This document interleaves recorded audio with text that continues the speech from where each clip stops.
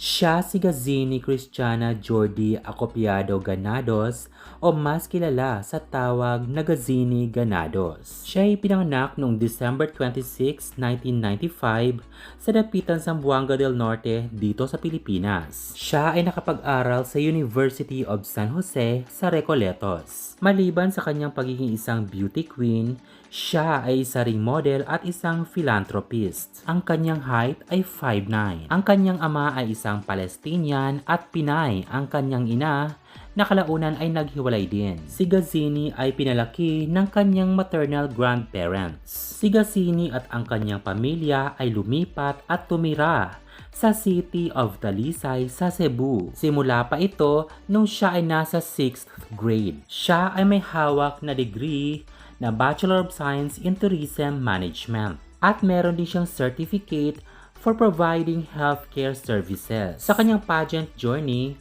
siya ay sumali sa Miss World Philippines noong 2014 at siya ay nakapasok sa top 13. Noong June 9, 2019, siya ay sumali sa Binibining Pilipinas 2019 at ni-represent niya ang Talisay, Cebu, at kung saan siya ay nanalo ng title ng Miss Universe Philippines 2019. Si Gazini ay ang pangalawang Cebuana na nanalo ng Binibining Pilipinas Universe title. Ang kanyang advocacy ay elderly care. Si Gazini ay kinoronahan ni outgoing Miss Universe Philippines 2018 at Miss Universe 2018 Catriona Gray. Nanalo din ng special awards si Gazini, Best in Long Gown at Face of Binibini o Miss Photogenic. Sa kanyang Miss Universe 2019 pageant journey, si Gazini ay nagtapos ng top 20 semi-finalist at nakakuha rin ng Best in National Costume Award. Si Sosie Binitunsi naman ng South Africa ang nanalo sa nasabing pageant. Ngayon lamang May 30, 2026, nakipaglaban si Gazini sa Miss Grand International All-Star na ginanap sa Thailand. Naging matindi ang laban ni Gazini dito dahil lahat ay title holder ang kanyang nakalaban. Hindi nagpatinag si Gazini dahil sobrang lakas ng kanyang mga performance kahit sa preliminary competition pa lang. Sa kanyang Q&A round sa finale, cyberbullying has become one of the biggest threats facing young people today.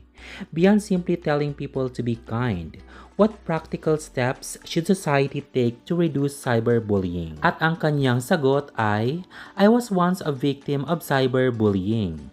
It is not easy to go through something that you didn't ask for. As a Filipina-Palestinian, I have raised my voice and I have conquered through my fears because I faced the struggles that I've been facing. My family is still stuck in Gaza, and now that I am fighting for their lives, I just want to do my best and be the representation and raise their flags just like who I am today as Filipina-Palestinian. Natapos ni Gazini ang pageant at nakapasok hanggang sa top 5, kung saan si Miss Colombia ang nakasungkit ng corona. Maraming mga fans ang nagtatanong kung gaano nga ba kayaman si Gazini Ganados. Ayon sa research, ang estimated net worth ni Gazini Ganados ay umabot ng $500,000 o tumataginting na 30 million pesos. At kung sakaling nanalo sana siya ng MGI All-Star 2026, siya ay mag-uuwi ng $1 million o tumataginting na 61 million pesos. Congratulations, Gazini Ganados!